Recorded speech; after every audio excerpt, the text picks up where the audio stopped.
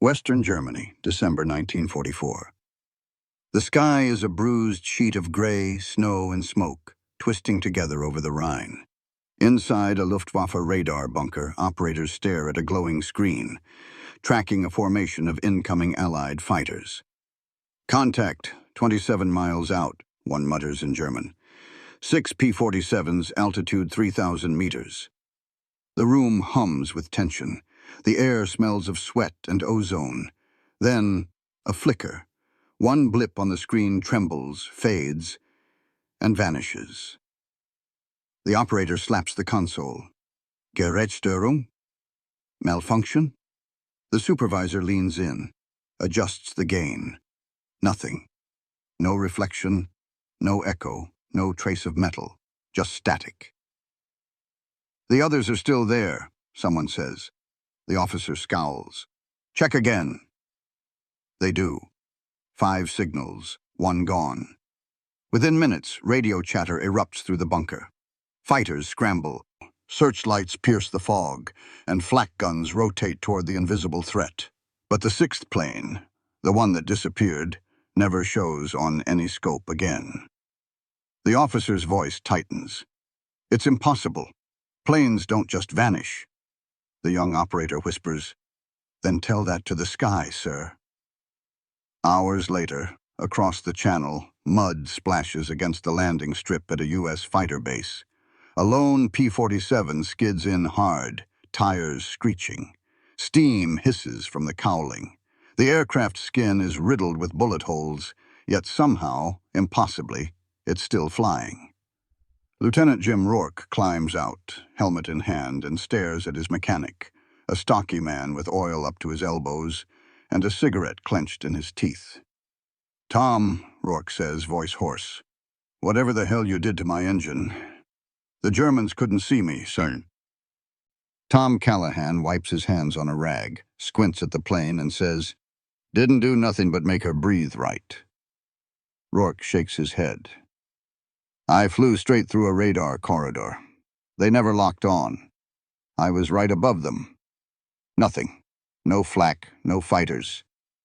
It was like I wasn't even there. The hangar goes silent. The other mechanics glance at one another, half amused, half uneasy. One finally mutters, What did you build, Tom? A ghost? Callahan chuckles. Just fixed a leak. Maybe ghosts run cooler. But beneath the grease and the grin, something gnaws at him. The tweak he made wasn't in any manual. He'd rerouted exhaust flow, fused cooling ducts from a wrecked junkers, and wrapped the manifold in scrap from a fuel drum. It wasn't regulation. It wasn't even safe. And yet, that night, over enemy territory, it made one fighter vanish from the most advanced radar network in the world. Somewhere in Germany, a radar officer stares at an empty screen, whispering, A ghost in the sky. At the same moment, on a muddy airstrip in France, Tom Callahan exhales smoke into the cold air and watches his P-47 cool beneath the rain.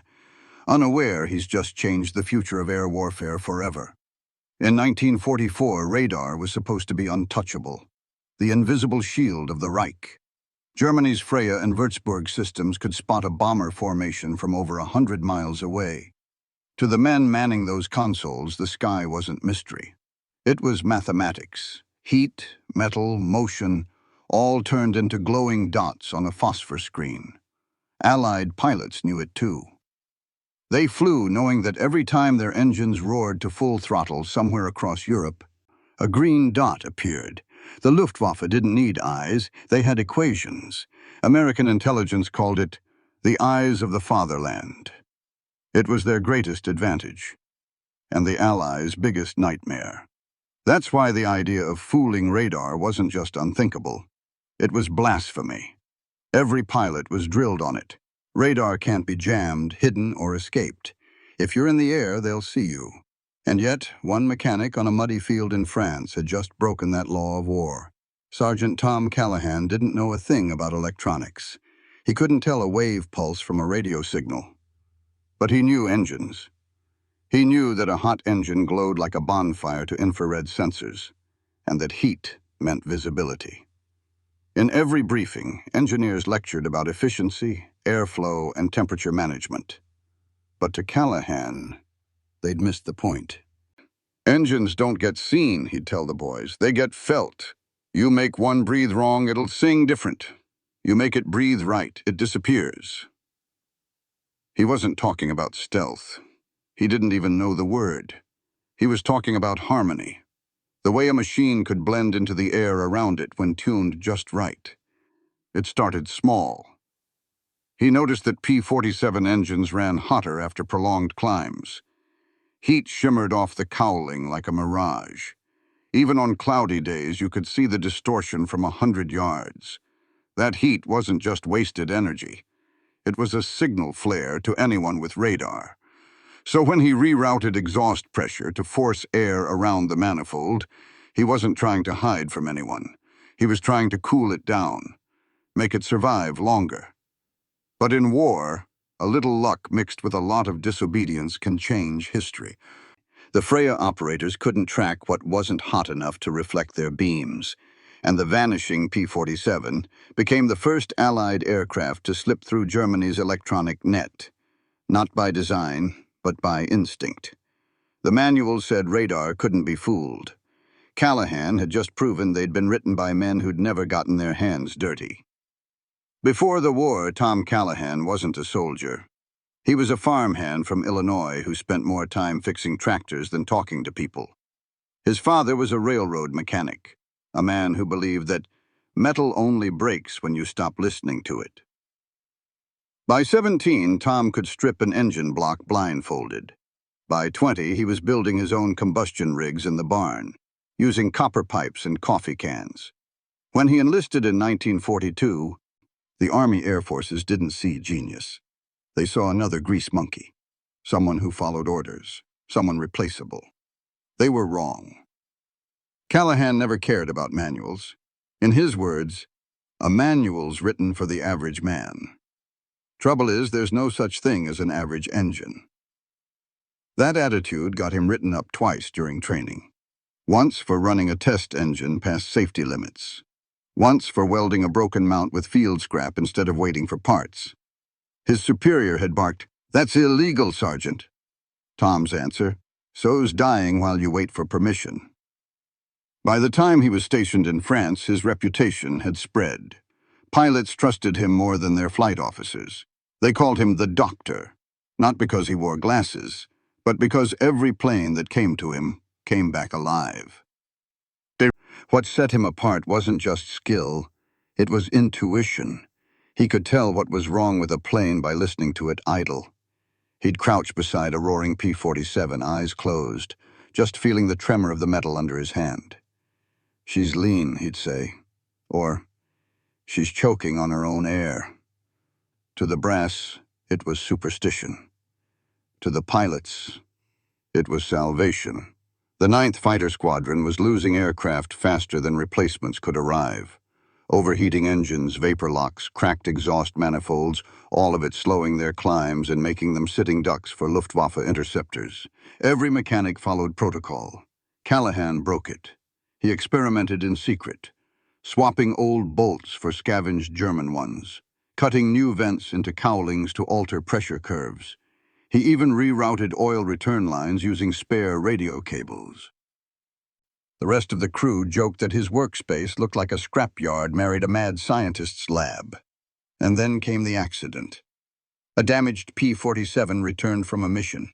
Radiator shot to hell. Every mechanic said it was finished. Tom rolled up his sleeves, scavenged pieces from a wrecked Messerschmitt, and rebuilt the intake using parts that didn't belong together. It shouldn't have worked. But when that same fighter took off the next morning, its pilot radioed back one sentence. "She climbs like she's got wings made of fire." From that day on, the men stopped laughing. They started watching. Because one thing had become clear. Tom Callahan wasn't fixing planes. He was reinventing them. When Callahan's modified fighter returned from its first mission, the data didn't add up. The pilots knew it. The engineers refused to believe it. Lieutenant Jim Rourke's flight recorder showed a top climb rate of nearly 4,900 feet per minute. 38% faster than the standard P-47D. Engine temperature, 62 degrees cooler than regulation readings. Fuel burn, lower by almost 12%. Every one of those numbers broke something sacred. The math of the Thunderbolt. The P-47's R-2800 double-wasp engine was a masterpiece of American power. 18 cylinders, 2,000 horsepower, and a turbocharger the size of a washing machine.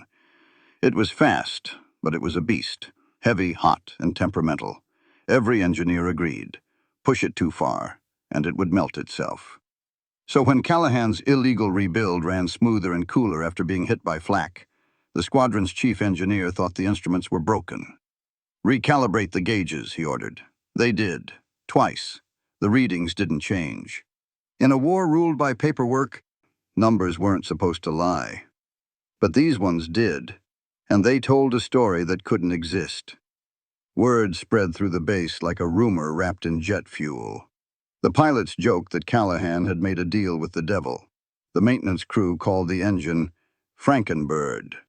But the intelligence officer assigned to the unit didn't laugh. He quietly filed a report up the chain of command, stamped with one word: anomaly. That report reached a colonel in England who scribbled a note in the margin. "If true, investigate. Could affect post-war engine design." But there was no way to investigate, because Callahan had no drawings, no math, no schematics, but just instinct and junkyard scraps. He couldn't explain it himself. "You ever hear a horse breathe wrong?" he told one reporter years later. "You can smell when it's off. Same thing with an engine. You don't need to understand it. You just listen till it sounds alive again." The secret wasn't power. It was flow. By rerouting exhaust and modifying airflow through the cowl, he'd accidentally created a crude form of boundary layer control, reducing drag and stabilizing temperature across the fuselage. The Luftwaffe wouldn't experiment with that concept until 1952. But in 1944, one American mechanic had stumbled onto it with nothing but a wrench, some wire, and a gut feeling. When his commanding officer finally confronted him, "You realize what you did is against every rule in the book?" Callahan just nodded and said, "Then it's a good thing I never learned how to read the damn book." The math didn't make sense. The manuals didn't approve. But the sky didn't care. March 1945, France. The morning fog over the airfield is thick enough to taste. Rourke straps into his patched-together P-47, the one Callahan rebuilt from spare parts in defiance. Its fuselage is streaked with burn marks, the nose still dented from flak. On the cowling, someone has scrawled a nickname in chalk: Ghost Angel. The day's mission is suicidal, a high-altitude strike near Frankfurt. Radar stations, supply depots, flak towers. The Luftwaffe has regrouped, and the Me-262 jets are waiting. The pilots know the odds. A P-47 can't climb fast enough to meet a jet head-on. It's like racing a steam engine against lightning, but orders are orders. As engines roar to life, Rourke gives a thumbs-up to Callahan, who stands off to the side, arms crossed, cigarette glowing in the gray. "Keep her below the red line, or she'll kill you," the mechanic calls out. Rourke grins. That's the plan. Moments later, the Thunderbolts thunder into the clouds. At 25,000 feet, the contrails stretch across the morning sky like chalk lines on blue glass. Then, radar blips. German interceptors incoming. Jets. "Angels 15 closing fast," the radio crackles. The Me-262s dive in pairs, silver and sleek, engines screaming. They should have had every advantage: speed, altitude, surprise. But when Rourke throttles up, something impossible happens. The Ghost Angel climbs, hard. The altimeter spins like a roulette wheel. 27,000 feet. 29,000. The temperature gauge should be red hot, but it stays steady. The roar of the R-2800 changes pitch, deeper, smoother, almost like it's humming instead of straining. One jet overshoots. Rourke rolls inverted and drops onto its tail. He squeezes the trigger. 850 caliber Brownings roar, tracers arcing through the thin air. The jet explodes in a bloom of fire. His wingman's voice comes over the radio, half disbelief, half awe. "Jesus, Jim, how the hell did you climb like that?" Rourke laughs between gasps. "Ask Tom. He's the one who made her mad." Two more German jets swing around for another pass. Rourke dives through the contrails, the P-47 shaking violently. But it holds. The patched manifold whines, the airflow vents scream, and the ghost angel keeps flying where no Thunderbolt should still be alive. Below, the radar stations blink and stutter. Operators shout over each other, their scopes picking up 5 planes, then 4, then only static. Back at base, Callahan paces the hangar floor. He's counting the minutes. Every second feels like a coin flip. Then, the faint drone of radial engines. The first P-47 breaks through the clouds, followed by another and another. When Rourke's plane lands, the crowd runs toward it. The fuselage is torn open in 3 places. Oil leaks down the flaps. The propeller's tips are bent like paper. Rourke climbs out, pale and shaking. He tosses his helmet to the ground and shouts, "She did it! She outclimbed a jet!" The men laugh and cheer, but Callahan just walks over, staring at the engine he'd built out of scavenged metal and bad ideas. He rests his hand on the cowling. It's hot, alive, and purring like a predator. He doesn't smile. He just mutters under his breath, "Guess the bastards in Berlin forgot to write this part in their book."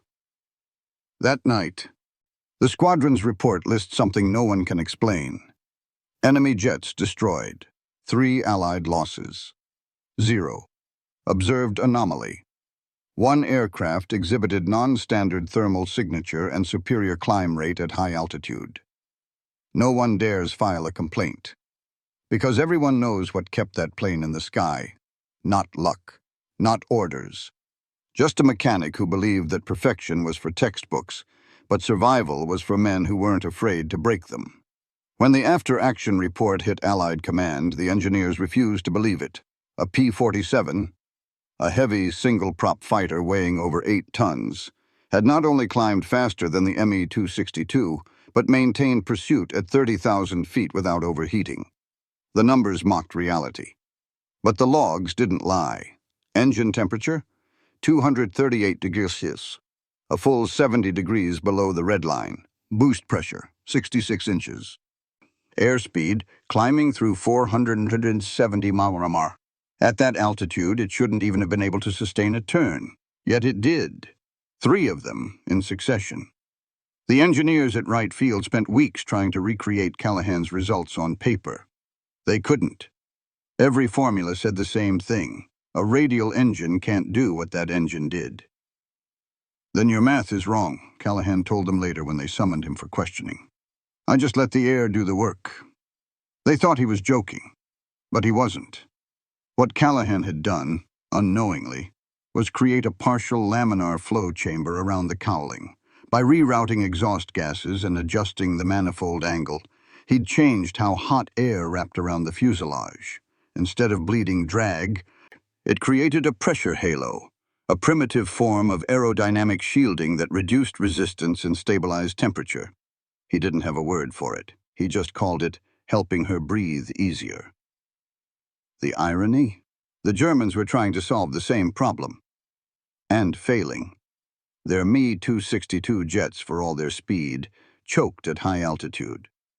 The engines overheated, compressors stalled, and every turn risked flameout. They had the technology.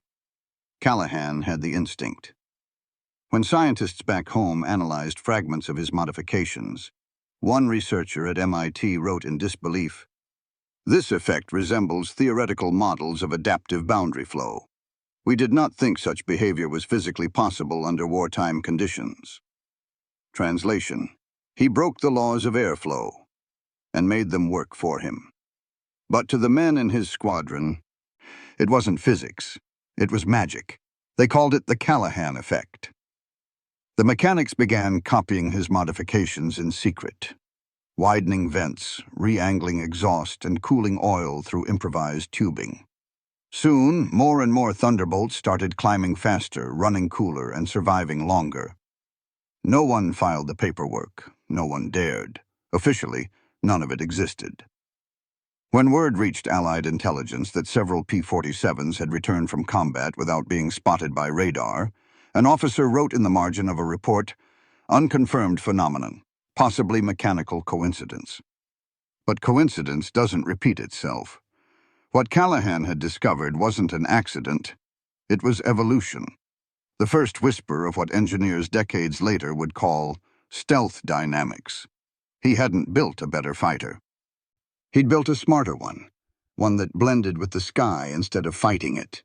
And the war machine that was supposed to crush men like him, rule followers, paper pushers, committee engineers, now found itself chasing the ghost of a man with a wrench and a wild idea.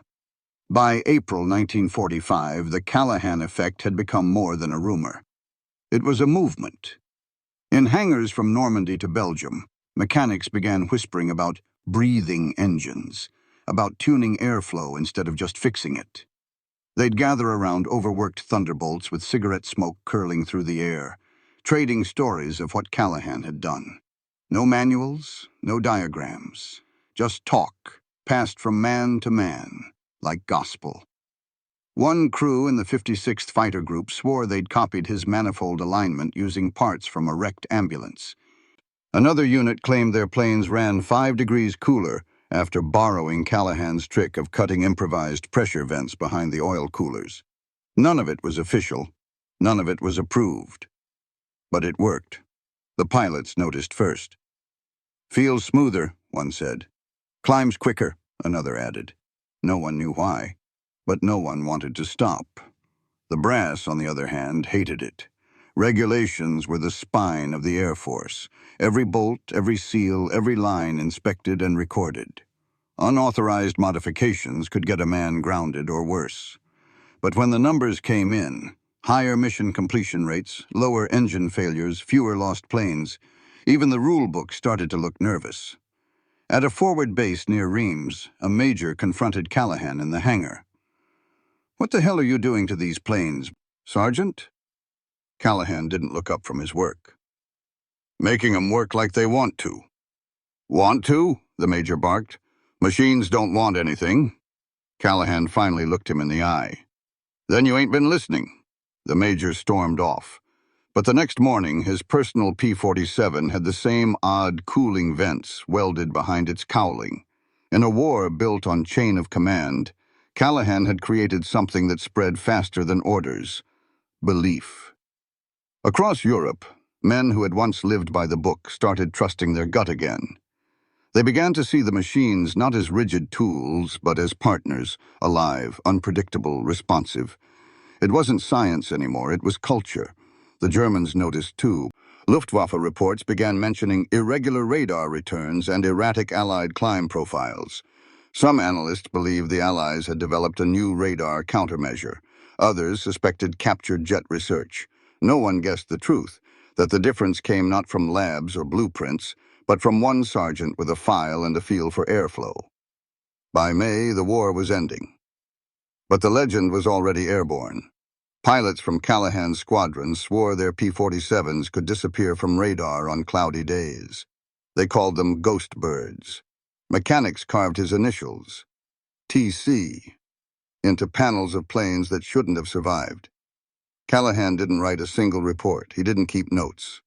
When asked later how he figured it out, he said, "Didn't figure it out, just listened. The air tells you everything if you stop trying to talk over it." No medals, no headlines, just an idea that refused to die, passed from grease-stained hands to the next generation of dreamers who'd one day build machines invisible to the world. After Germany's surrender in May 1945, the Air Technical Service Command quietly summoned Sergeant Tom Callahan to an airfield in England. The brass called it a technical evaluation. He called it what it was: a trap. They rolled his rebuilt Thunderbolt out of the hangar, polished now, its scars buffed smooth for the visiting officers. The markings on the fuselage had been repainted, the nickname Ghost Angel scrubbed off like it had never existed. A row of engineers from Wright Field stood nearby with clipboards, their expressions carved from skepticism. "Sergeant Callahan," said one colonel, "we want to see this miracle of yours. You claim your modifications improve performance and lower heat signature. You'll have your chance to prove it, officially." Callahan didn't claim anything. He just nodded, lit a cigarette, and said, "She'll prove it herself." The test began at dawn. The air was cool, visibility perfect. A pilot, not Rourke this time, but a test officer, climbed into the cockpit. The tower called out, "Power up!" The engine coughed once, then growled to life, smoother than anyone expected. The sound wasn't the usual angry rumble of a Thunderbolt. It was tighter, balanced, almost alive. As the plane roared down the runway, the observers noted something immediately. No vapor shimmer, no exhaust flare. The jet stream behind her looked wrong, thinner, quieter. The P-47 climbed, 5,000 feet per minute, then 5,500. At 20,000 feet, the pilot pushed her harder. Instruments stayed cool, oil pressure stable. Then he broke radio silence. Climbing through 29,000, still pulling. This can't be right. In the control room, the lead engineer frowned. He's lying, but the gauges weren't. The radar operator looked up from his scope. "Sir, we lost visual contact." "What do you mean, lost contact?" "I mean, she's gone. No reflection." The colonel leaned over the display, face pale. "Impossible." The radar technician shook his head. "She vanished." Minutes later, the P-47 returned, engine still humming, paint gleaming silver in the sun. The pilot stepped out, eyes wide. "She just disappeared. Right off the scope. I could see the radar dish tracking me, but the screen stayed blank." Silence. Just the hiss of the cooling engine. One of the engineers broke it. "This doesn't leave the field. Not a word." That afternoon, they confiscated Callahan's aircraft for further evaluation. The next morning, it was gone, loaded onto a C-54 and flown back to the States. Callahan never saw it again. When he asked where it went, a captain told him, "You didn't build that plane, you just serviced it." The message was clear. Men like him weren't supposed to rewrite physics. But rumors don't die as easily as machines. Within weeks, mechanics across Europe were whispering about the test, about a plane that vanished from radar, about an engine that ran cooler than a glacier, about a sergeant who made the air itself work for him. Years later, long after the war ended, buried in an Air Force report labeled Confidential, Aerodynamic Thermal Displacement Experiments, one line stood out. Unverified field modification exhibited anomalous radar behavior. Source: Sergeant T. Callahan, 9th Fighter Squadron. No photos, no prototype, just a ghost in the paperwork. And somewhere back in Illinois, Tom Callahan fixed tractors again, while the first blueprints for a new kind of aircraft began to circulate in secret labs inspired by an impossible story from the war. They'd call it stealth. But he'd already called it something else, letting the sky do the flying. By 1947, the war was over, but whispers about the vanishing P-47 refused to die. In bars, hangars, and veterans' reunions, pilots swore they'd seen it happen, a Thunderbolt that climbed faster than a jet and slipped off radar like smoke in the wind. Some said it was propaganda. Others said it was classified. And then there were the few who'd flown with it. They told the story the same way every time. "We saw her climb through flak like a ghost, hotter than hell, cooler than heaven." Callahan never joined those reunions. He went back to Illinois, running a small engine shop behind a grain elevator. No medals on his wall, no rank stitched on his sleeve, just tools, grease, and silence. When reporters came around asking about the radar-proof fighter, he'd shake his head and say, "I just made her breathe." But his idea wouldn't stay buried.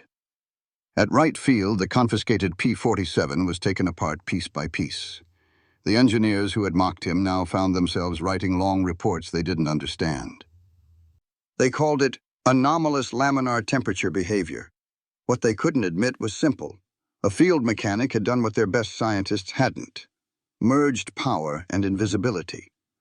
The discovery sparked quiet panic. The Soviets were capturing German scientists by the trainload, working on their own jet programs. America needed an edge, something radical. So, behind locked doors, a handful of engineers began testing new ideas. Cold airflow ducts, heat-absorbing paint, exhaust deflectors. They weren't supposed to know where the inspiration came from, but they did. In the official memos, it was listed as Project Echo.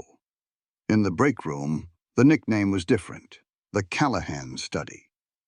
Meanwhile, on quiet summer nights in Illinois, you could find Tom sitting behind his shop, cigarette glowing in the dark, listening to the rumble of crop dusters passing overhead. His nephew once asked, "Uncle Tom, is it true you made a plane disappear?" He chuckled. "No, kid. I just made it stop fighting the air." That line would outlive him. When Lockheed engineers decades later began designing a new kind of aircraft, one meant to vanish from radar entirely, they quoted him in jest. But they knew the truth. Every revolution begins as a broken rule. Tom Callahan died in 1963, never knowing that buried deep in Air Force archives, his name appeared in the earliest stealth research memos. The legend of the invisible Thunderbolt spread through every corner of aviation folklore, half myth, half miracle. The men who fought beside him remembered something else, though, not the science, but the man. The one who believed that machines were alive, that air had moods, and that courage didn't come from following blueprints, but from breaking them. Some legends are written in ink. His was written in exhaust and thunder. And every time a jet vanished from radar years later, someone in the control room would murmur, almost superstitiously, "Looks like Callahan's ghost is still flying." The last known photo of Tom Callahan shows him leaning against a rusted tractor, sun fading behind an Illinois wheat field. His hands are black with oil. His expression, half tired, half amused, belongs to a man who knows something the rest of the world has already forgotten. He never sought fame, never claimed invention. He didn't write reports or attend Air Force banquets. But decades after he was gone, pieces of his handiwork began showing up. In prototypes, in patents, in whispers among engineers who studied the impossible. In 1977, a classified memo inside Lockheed's Skunk Works division mentioned an unexplained W-2 case study involving a piston aircraft that briefly exhibited radar transparency. The memo didn't name the man, but the field logs attached bore one signature, T. Callahan. 40 years after he'd vanished into obscurity, his fingerprints were suddenly all over America's most secret aircraft. The F-117 Nighthawk, the B-2 Spirit. Machines that lived in shadows, built on the same principle that had guided his hands in a muddy hangar in France. Don't fight the air, let it carry you. He never called it stealth. He just called it respect. For the pilots who once trusted him with their lives, the story of Tom Callahan became something sacred. The legend of a man who saw beyond rules, beyond manuals, beyond fear. A mechanic who didn't wait for permission to change the world. He just did. And in the silence above the clouds, where radar fades and wind becomes the only witness, maybe that's where his ghost angel still flies. Unseen, untraceable, untouchable. A reminder that every miracle in war starts the same way, with one man who looks at what's impossible and decides to try anyway. Because sometimes history isn't written by the generals or the scientists or the strategists. Sometimes it's written by a mechanic, standing in the rain, cigarette between his teeth, listening to the sound of the sky breathe.